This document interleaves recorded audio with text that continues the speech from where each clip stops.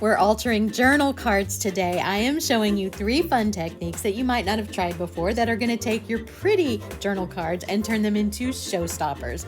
I've also got some fun image transfer ideas for you, and don't miss the bonus tip at the end. Here we go, y'all.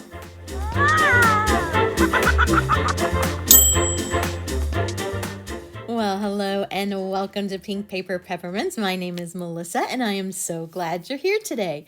We are working on my Heart of Thanksgiving, and if you don't know what that is, you can check the link in the description. You can sign up for a free starter kit in your email. So I'm just flipping through my pages so far. We are about to head into week 3, so it's not too late to join us.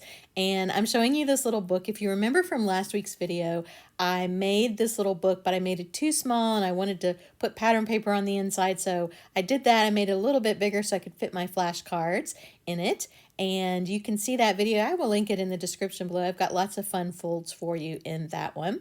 This is a tag book from the prize bundle, which is in my shop, and that'll be linked below as well. Giant journaling tag and some little tabs that will be your prize for participating today. So if you're in the chat right now, you will be receiving that. So I wanted to show you one more fold from last week's video. I had one more fold for you and we ran out of time. So this fold, you're going to start off with a piece of paper that is 4 inches wide. If you like the size of this, now you can actually make this as wide and as tall as your paper is, but I'm making it 4 inches wide. You're gonna fold the paper in half and then fold the top 2 corners down to meet that crease in the middle. So you could make a house that was tall like this, or you can make it short, however tall or short you want it to be. And I'm going to make mine a little bit shorter for my page. I'm just going to fold this up to meet the roof, and that's about the width, or the height, I should say, that I want it. And so I'm going to cut that part off on the bottom. And now I need to make another piece of paper. So my house is 4 inches wide. I need a 1 inch on either side piece of paper. So 6 inches. It needs to be 6 inches wide. So I'm doing this with blank paper just to give you the idea of what we're going to do. And then I'll show you how it looks with pattern paper. So I put that on the top of my house, and then I'm going to fold the edges over on the back and glue those down. Once those are glued down, I'm going to snip off that bottom part that I don't need. And now I'm just going to cut up the middle and open my doors. And so we can also open the roof there. So let's look at how it looks with pattern paper. I'm using the Heart and Home kit for this, and I'm going to do the same thing. I'm going to cut myself a 4-inch strip. My printer messed up on this, but I don't need that part, so I thought I'd use this anyway. And so I've got that strip cut and the corners folded down, and now I'm doing the 6-inch part. I'm going to lay that on the front of my house, flip it over, and fold those 2 sides over and glue them down. And of course, double-sided paper is going to be your best for this. It's going to be really pretty. And I'm going to snip that bottom part off that I don't need and glue those flaps down. And then I'm going to snip up the middle just like we did before. And now I've got my doors that will open up, and my little roof opens up too. And you can make it so that the roof doesn't open. So in other words, I put this so that it opens on this side because I want to put something under those flaps. But if you didn't want that, you could flip it over and glue it to the reverse side so that it comes around the front, and then you don't have those flaps on the front of your roof. So now I'm going to work on the inside. I've got this mirror, and that's from the ephemera kit, from the Heart and Home kit. And we're talking this week about how God sees us and knows us. So I'm using a kind of a whited out selfie because I want it to look like a reflection in the mirror. And what I'm going to do is a tape image transfer, packing tape image transfer. And you're just going to put the packing tape down on your image and burnish it really well with your fingers or with a spoon. You just want to make sure that tape is really stuck to your paper. And then we want to get that white backing off the paper. And I'm going to show you a clip from another video I did. But basically, you're going to take it over to the sink and you're going to wipe or rub that white paper backing off until all you have left is the clear piece of packing tape with your image on it. So you can see when I lay that over the mirror, it's going to kind of look like a reflection in the mirror. And so I'm just going to trim it around the edges of the mirror. Now, if you don't have a printer with Durabright ink and your ink is just regular inkjet ink, you'll probably want to get a color laser print to do this. I'm not sure regular inkjet ink will work, but you could definitely try it and experiment with it and see if it will. So I've got my picture there, and now I'm just going to take a little bit of tulle, and I like to stretch it out and kind of give it an ethereal, what am I trying to say? A light breezy look. And I'm going to put it under my mirror like that. And there you go. And now I want to create some splatters on my page. I'm covering it up with just a piece of book paper. And this is white acrylic paint that I've watered down to make it kind of juicy so I can splatter it on the page. I wanted it to kind of match that background paper. And now I'm just tapping it with my spatula thingy. I'm having trouble with words today. And getting it to spray a little bit more. And now it's all dry, so I want to add my sentiment up at the top. So I'm using this ledger paper from the mini book kit and these alpha stamps that I got at Michael's a really long time ago and some distress ink. And I'm going to just stamp my title or my sentiment on that ledger paper and cut it out. And now I'm just fitting it into the space on the roof there, under the roof, and gluing it down with some art glitter glue, and that's my title.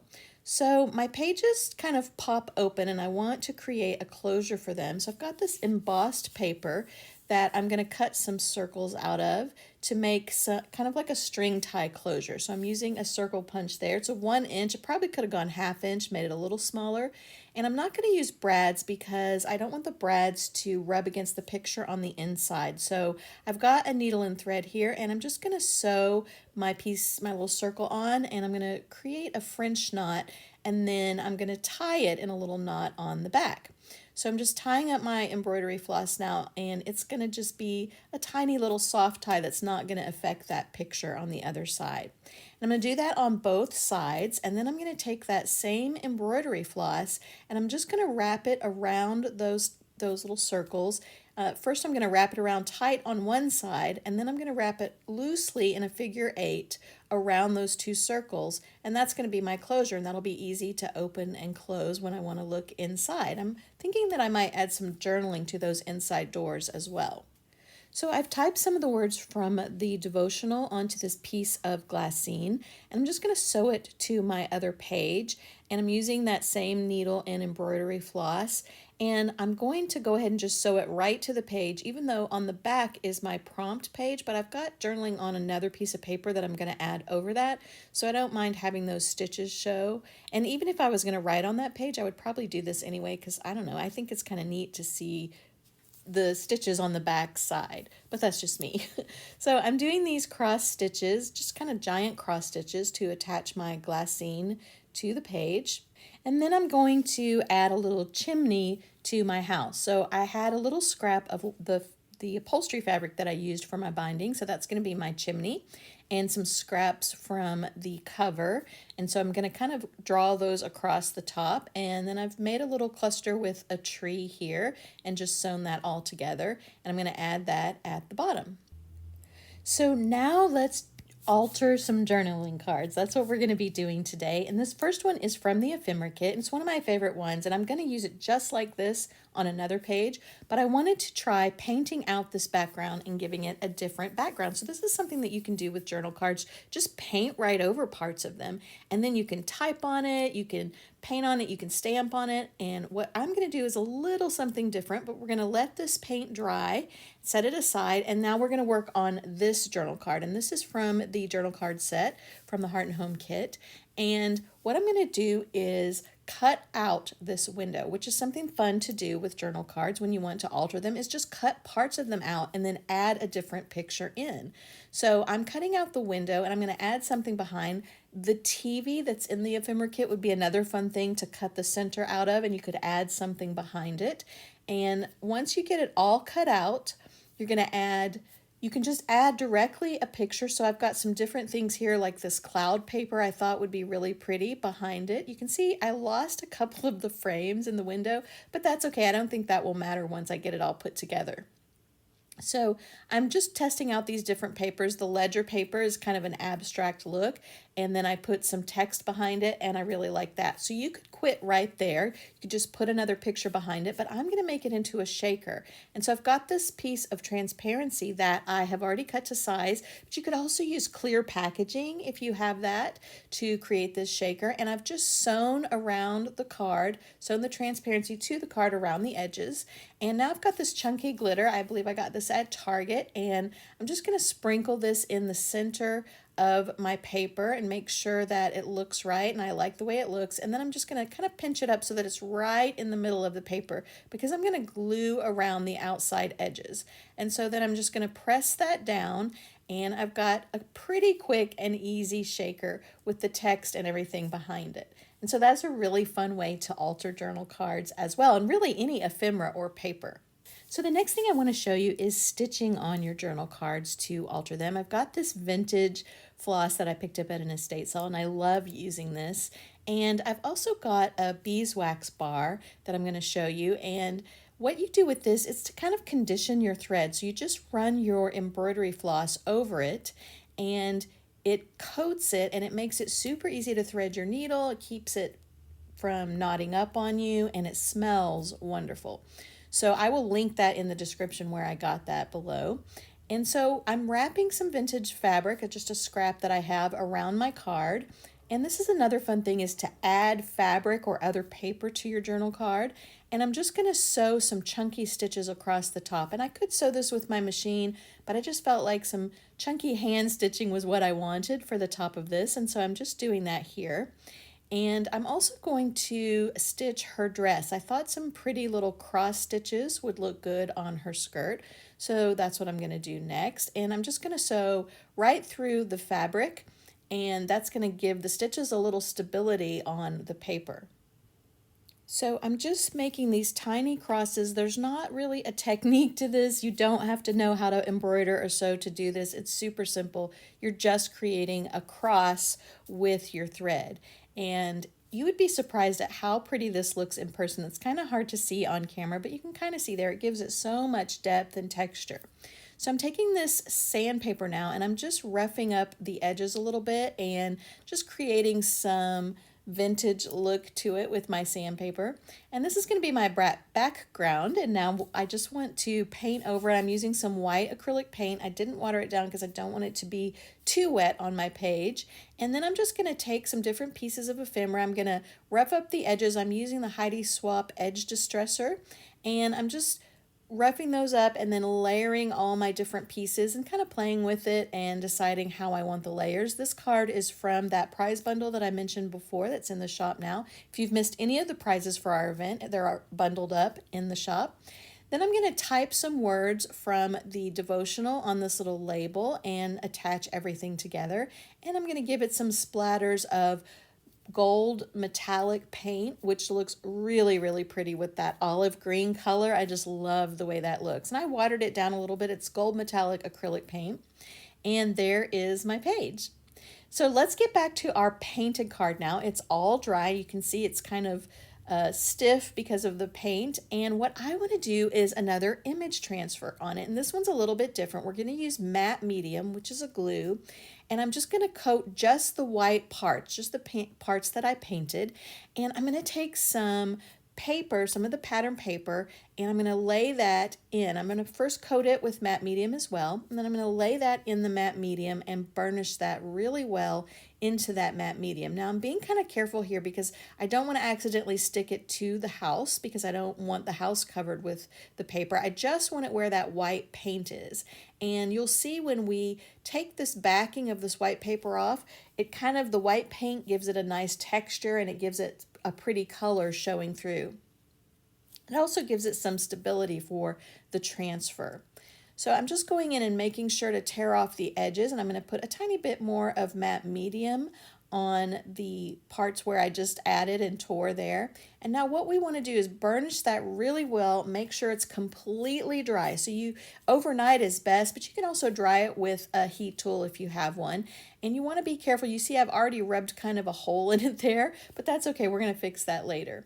So I've got kind of a sponge cloth that I've soaked in water. You don't want it dripping wet, but you want it enough to soak the paper. And I'm just pressing it into the paper to get it wet. And you can see when the paper starts to show through, you'll know that you're getting to the right place. But you want it to be soaked enough that you can rub that white backing paper off. And you can kind of see that paper showing through now. That's how wet you want it.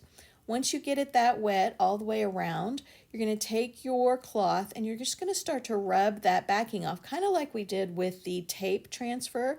You're going to gently rub that white backing off. Now, some of your paper is going to come off, but that's the fun of this transfer, is it kind of looks like peeling wallpaper.